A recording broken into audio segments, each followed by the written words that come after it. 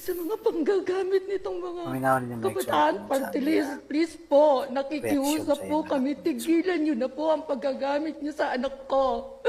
Yung mga picture niyo po na kumakalat, please po, tigilan niyo na po.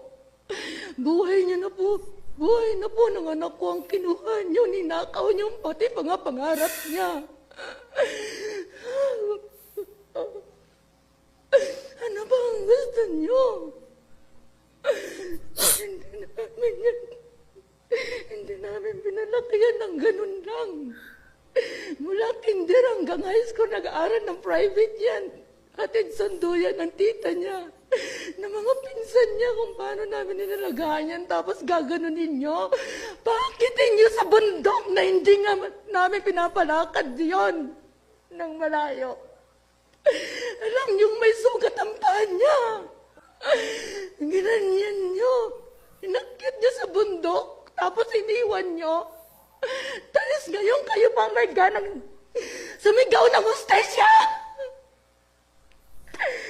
Kami yung kinuhan niyo ng pangarap. Kami yung ninakawan niyo. Bakit po kayo ganon?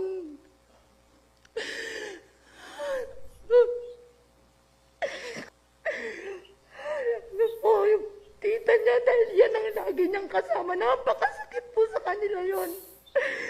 Pero po, lahat po namin yan, inalagaan namin yan. Baby namin yan, tapos gaganon ninyo lang. Ikaw rin, ikaw yung leader ng kawalang yan ng party list, kabataan party list na yan. Ikaw dapat ang managot niyan. Kasi kasama mo pa siya sa picture. Naghiya ka. sakit kayo mga igsoon pamalandungon mga igsoon sa usa ka inahan mga igsoon nga wala niya maibali mga igsoon nga iyang anak mga igsoon gidala na dahil mga panuway ngadtos bukid mga igsoon. Nakabalo naman na unta ta mga igsoon nga kining mga anak bayan, kining anak pawis, kining mga kabataan partilis may nagdalaan no?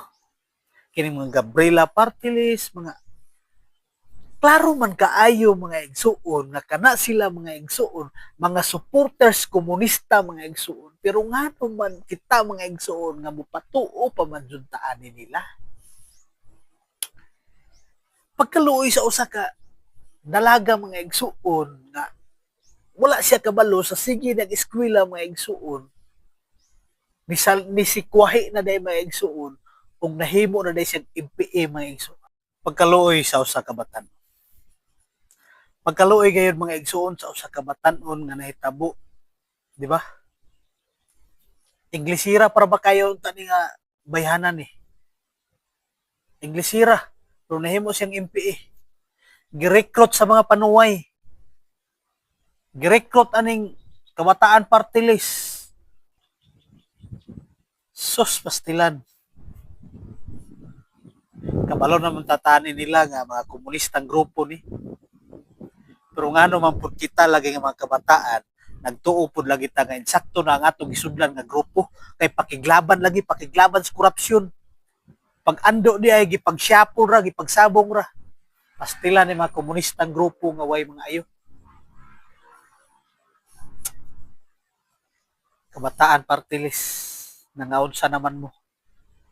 Undangin na ninyo, palihog lang. Ayaw na mo pangdamay sa mga tao, ang mga inosente.